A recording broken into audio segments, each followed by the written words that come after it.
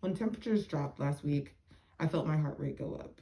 Whenever temperatures are above 80 degrees or below 65, I'm plagued with anxiety that I won't be able to afford my utility bills. This constant fear is not unique to me. Poverty crushed 34 million Americans even before COVID hit. And we have about a 31% poverty rate right here in Gainesville. As conversations happen locally and nationally around the UBI, Universal Basic Income, I've been thinking about how this would reduce financial stress in my life and the lives of those I care about. A UBI is a public program designed to increase people's income.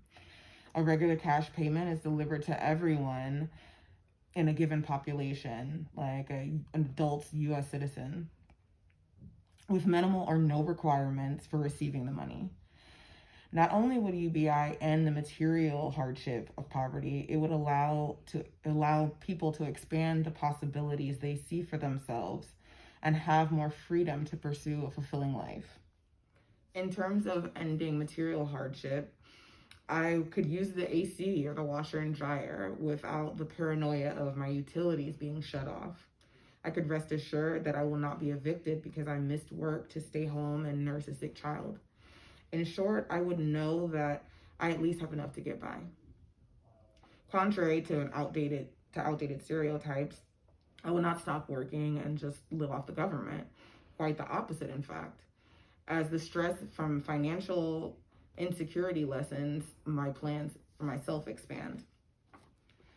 Poverty is not just about material well-being. It also shapes your frame of mind. At times, I have lowered my expectation of my life and of myself because if money makes the world go round and you don't have any, then why try? My lack of money felt like yet another slammed door, which discouraged me from looking for new opportunities. This creates two separate worlds: a life of seemingly endless options for the financially stable, and a life devoid of meaningful choices for people in poverty. In other words, economic inequality is not just about some people having more money than others. It's about possibilities. Being stuck in a box of crisis response limits the possibilities you can see for your future. A UBI would break down those barriers and expand people's horizons.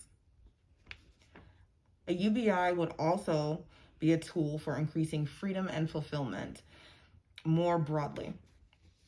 Nowhere is this more clear than as a parent.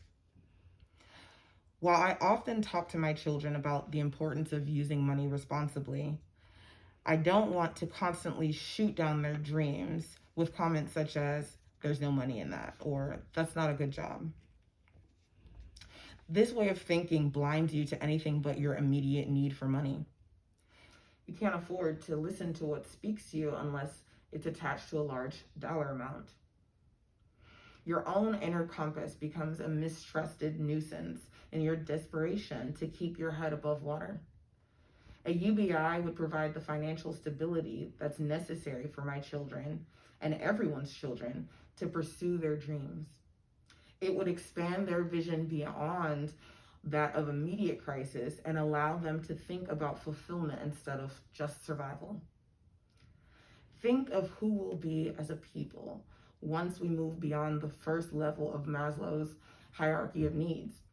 A UBI would help everyone to meet their basic needs, expand their vision of what's possible, and perhaps most importantly, allow them to build fulfilling lives. If we can come together around the idea that everyone has the right to the essential things they need to get by, my hope is that old assumptions and stigma around poverty will start to fall away. Being able to meet your own basic needs can be the difference between sinking lower into despair or climbing higher than ever before and achieving self-actualization.